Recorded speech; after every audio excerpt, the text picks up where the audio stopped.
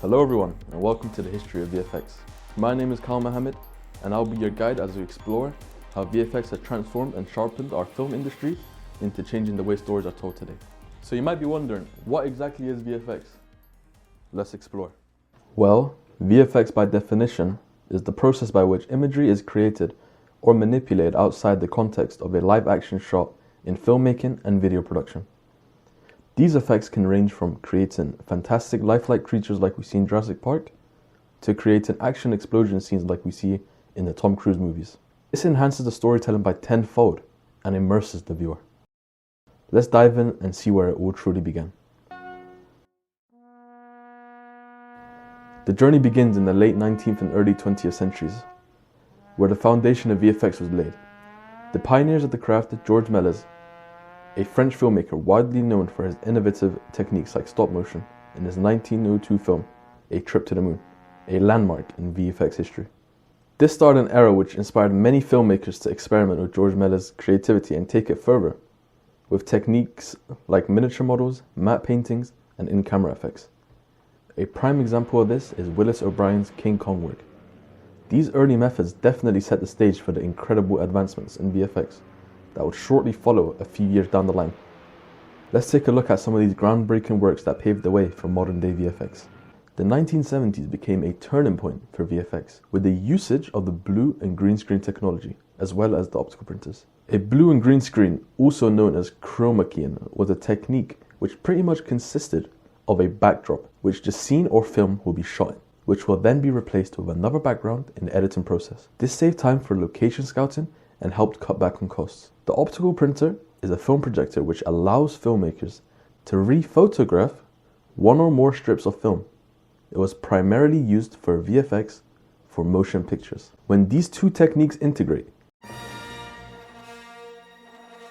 the galaxy far, far away, Star Wars, was brought to life with the implementations of green screens, optical effects, miniatures, and practical effects. Thus, this meant filmmakers successfully integrated a variety of visual components by striking a balance between the real and digital. Now let's take a look at the huge breakthrough that has entirely changed the way VFX is done now: CGI. CGI, also known as computer-generated imagery, was introduced in the 1990s. The history of VFX went through a revolutionary change at this point. Filmmakers had the chance to use digital software and hardware to produce realistic, dynamic graphics. At this point in time, digital compositing emerged as a key component in CGI, with the live-action films, with filmmakers integrating the two, allowing for seamless visuals. This is first done well in 1991, James Cameron's Terminator 2 release. This was groundbreaking in terms of demonstrating how CGI might be used to create shape-shifting and lifelike figures, such as the T-1000. The development of user-friendly interfaces and tools democratized CGI, letting filmmakers of varied expertise incorporate CGI into their productions. Industrial Light and Magic's work on Jurassic Park in 1993 also showed the capability of CGI to produce lifelike creatures that interact with human performers. This signaled a shift away from animatronics and took us away from the need of using them. The impact this held on storytelling was also very revolutionary, with filmmakers thus being enabled to create the fantastic worlds they hoped to create and make the larger-than-life characters that seemed impossible prior to this, but is now achievable.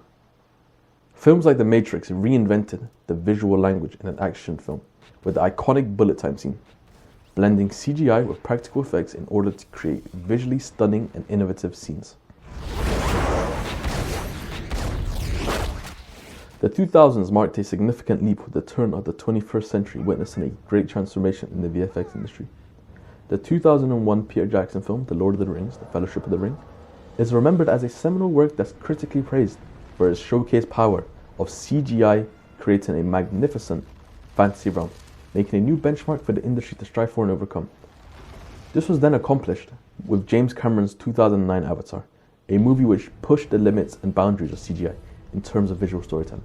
This movie thus became the highest grossing movie of all time, with a showcase of 3D and CGI to create an immersive world on an unparalleled scale.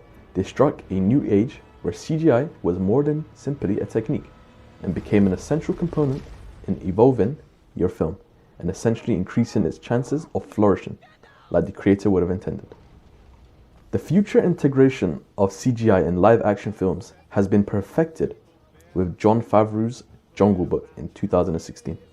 From its expert production of lifelike characters who blend in perfectly with the real settings, from the fur to the facial expressions, the CGI animal were so lifelike it was said to be difficult to tell which parts were computerized and which were real. Thus, Favreau reaching his goal and enabling a higher benchmark, which was set by Peter Jackson's Lord of the Rings.